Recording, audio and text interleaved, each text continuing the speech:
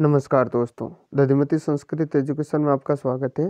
दोस्तों, रीट के लिए बहुत ही महत्वपूर्ण हिंदी के जो शिक्षण जो विधियां हैं उससे संबंधित आज ये वीडियो लेकर के उपस्थित हुए हैं। इससे पहले 4 वीडियो पे हम चर्चा कर चुके हैं। आज ये शिक्षण विधियों का 5वां वीडियो है और इसमें लगभग 20 प्रश्न हैं और सभी जो मॉडल पेपर है उनमें 20-20 प्रश्नों का समावेश किया गया है। आपसे निवेदन है कि इस वीडियो को शुरू से अंत तक ज़रूर देखें, अपने मित्रों के साथ इसे ज़रूर से शेयर करें और आपने दोस्तों अभी तक यदि चैनल सब्सक्राइब नहीं किया है तो आप चैनल सब्सक्राइब करके बेल आइकन ज़रूर प्रेस करें ताकि आने वाले वीडियो के जो नोटिफिकेशन है वो आपको सबसे पहले मिल सके, क्योंकि इस पर संस्कृत के और एसएसटी शिक्षा मनोविज्ञान के सारे वीडियो और सब प्रकार के जो नोट्स हैं आपको यहाँ पर उपलब्ध होने वाले हैं। तो आइए दोस्तों, आज का ये वीडियो शुरू करते हैं। दोस्तों, सबसे पहला जो प्रश्न है, उपचारात्मक शिक्षण की प्रक्रिया कब तक चलती रहनी चाहिए? उपचारात्मक शिक्षण की प्रक्रिया कब तक चलती रहनी चाहिए?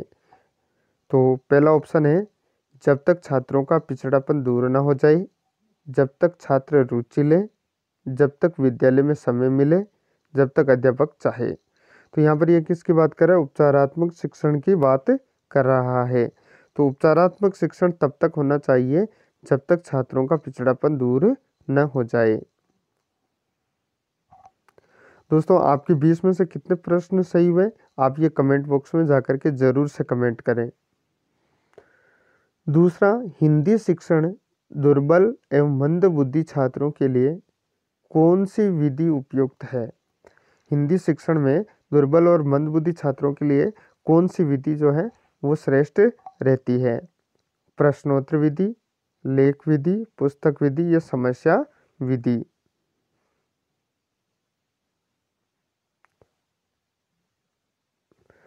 तो हिंदी शिक्षण के लिए कौन सी विधि उपयुक्त रहेगी?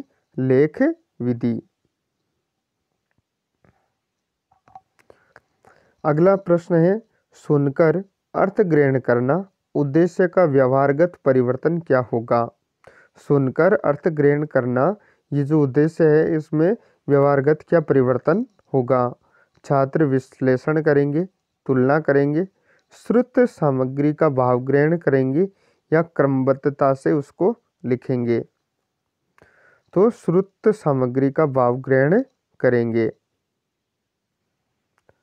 चौथा प्रश्न है, मापन किया जाता है। मापन किस में किया जाता है? मापन मूल्यांकन में करते हैं, कक्षा शिक्षण में करते हैं, निदानात्मक परीक्षण में करते हैं या वार्षिक परीक्षा में करते हैं? तो यहाँ पर देखो दोस्तों, मापन अधिकतर हम इसका जो उत्तर करते हैं उसमें एक त्रुटि कर देते हैं और ये कई बार परीक्षा में प्रश्न पूछा जाता है। हम क्या करते हैं, मापन को मूल्यांकन में जोड़ देते हैं, जबकि मापन एक संकीर्ण प्रक्रिया है और मूल्यांकन एक बहुत ही विस्तृत प्रक्रिया है। मूल्यांकन में मापन निहित है जबकि मापन में मूल्यांकन निहित नहीं होता है। तो मापन जो है वो केवल परीक्षाओं में या अंकों के माध्यम से किया जाता है और मूल्यांकन में सारी समस्त चीज़ें आती है। तो मापन जो है परीक्षाओं में होता है। अगला प्रश्न है, नाटक शिक्षण की उपयुक्त विधि है। नाटक शिक्षण की उपयुक्त विधि है रंगमंच, अर्थबोध, कक्षा विनय या व्याख्या प्रणाली। तो नाटक शिक्षण की विधि कौन सी सही रहेगी? कक्षा विनय प्रणाली। अगला प्रश्न है, उच्च प्राथमिक स्तर पर कविता शिक्षण की उपयुक्त विधि कौन सी है? उच्च प्राथमिक स्तर पर प्रश्नोत्तर, व्याख्या, गीत या शब्दार्थ? तो उच्च प्राथमिक स्तर की बात कर रहा है, तो उच्च प्राथमिक स्तर पे वो अध्यापक जो है गीत प्रणाली के साथ साथ सबसे वो व्याख्या करता रहेगा।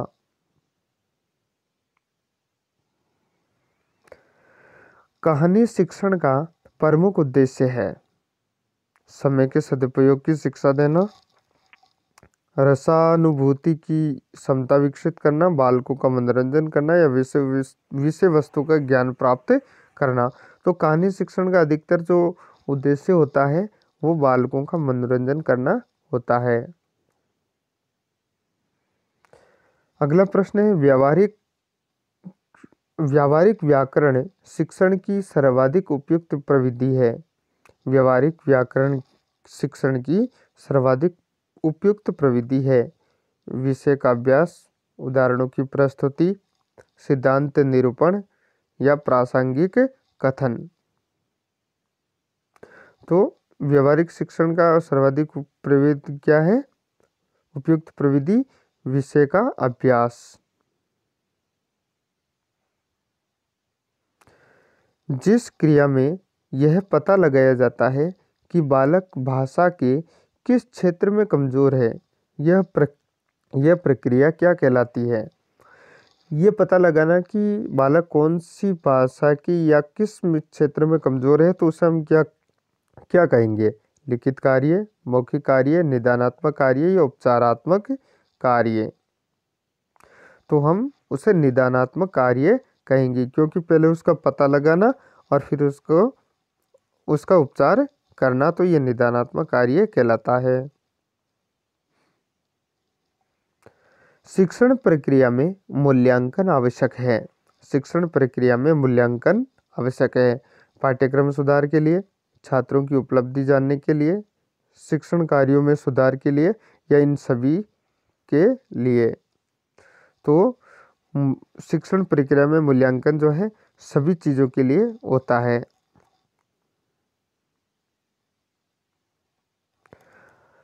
ग्यारहवां प्रश्न, मूल्यांकन से क्या अभिप्राय है? मूल्यांकन का क्या अर्थ है? उपयुक्त सभी यानी कि ये तीनों निरंतर चलने वाली प्रक्रिया है, उद्देश्यों की पूर्ति का सीमांकन है, वांछित व्यवहार में परिवर्तनों की जानकारी है। तो ये सभी इसमें शामिल हो जाते हैं। अगला प्रश्न है, हिंदी शिक्षक में कौन से विशिष्ट गुणों की अपेक्षा की जाती है? हिंदी शिक्षक में कौन से ऐसे विशिष्ट गुण हैं जिसकी अपेक्षा की जाती है? वेशभूषा, वो अच्छी पहने, कुशल अभिव्यक्ति की, चित्रकारी की या अधिक बोलने की। तो हिंदी शिक्षक में कौन सा विशिष्ट गुण होना चाहिए? कुशल अभिव्यक्ति का। अगला प्रश्न है, पाठ योजना में निहित प्रस्तावना सोपान किस शिक्षण सूत्र पर आधारित है? पाठ योजना में जो प्रस्तावना है वो कौन सा शिक्षण सूत्र से संबंधित है? सूक्ष्म से स्थूल की ओर, ज्ञात से अज्ञात की ओर, सामान्य से विशिष्ट की ओर, सरल से जटिल की ओर।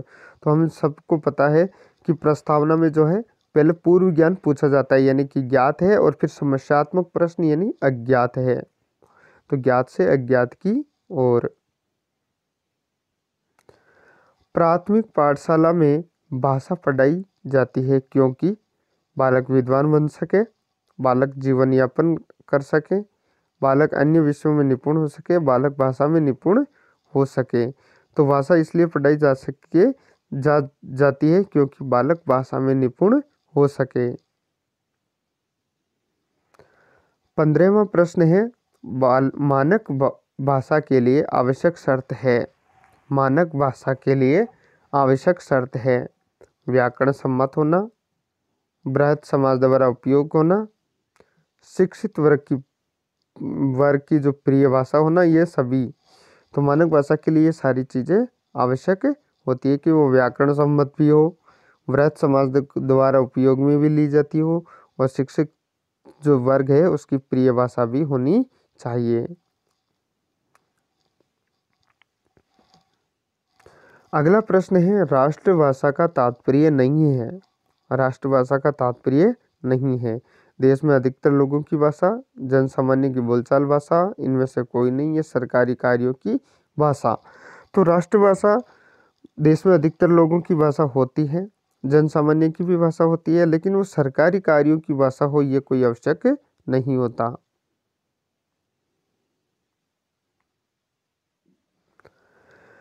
मातृभाषा को शिक्षा का केंद्र बिंदु माना जाता है क्योंकि यह संपूर्ण समाज के केंद्र में रहती है, संपूर्ण पाठ्यक्रम के केंद्र में रहती है, संपूर्ण विद्यालय के जीवन का केंद्र है, संपूर्ण बालक के जीवन के विकास का केंद्र है।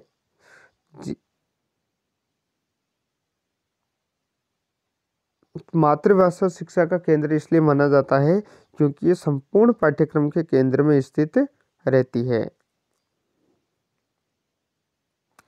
पाठ्य पुस्तक की भाषा बच्चों के गर्भ समुदाय से मिलती जुलती होनी चाहिए, तत्सम प्रदान होनी चाहिए, तद्भव प्रदान होनी चाहिए, अधिक काठिन्य शब्दों से युक्त होनी चाहिए।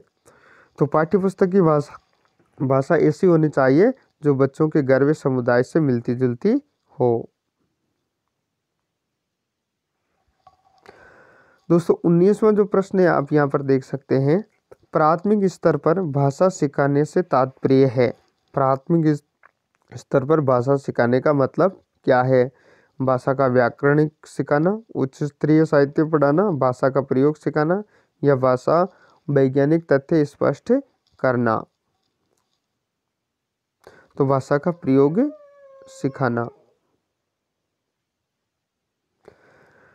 आज का अंतिम प्रश्न है 20वां, प्राथमिक स्तर पर हिंदी भाषा शिक्षण के लिए सबसे अधिक महत्वपूर्ण क्या है? पाठ्यपुस्तक, भाषा के प्रयोग के अवसर, उच्च स्तरीय तकनीकी यंत्रण, व्याकरणिक नियमों का स्मरण। तो भाषा शिक्षण के लिए सबसे अधिक चीज़ क्या है? भाषा प्रयोग के अधिक अवसर देना। तो दोस्तों ये वीडियो आपको कैसा लगा जरूर से कमेंट बॉक्स में जाकर के कमेंट करें। 20 में से आपके कितने प्रश्न हुए, सही हुए, ये भी कमेंट करें और अपने मित्रों के साथ इसे जरूर शेयर करें। मिलते हैं अगले वीडियो में, तब तक के लिए जय हिंद, जय भारत।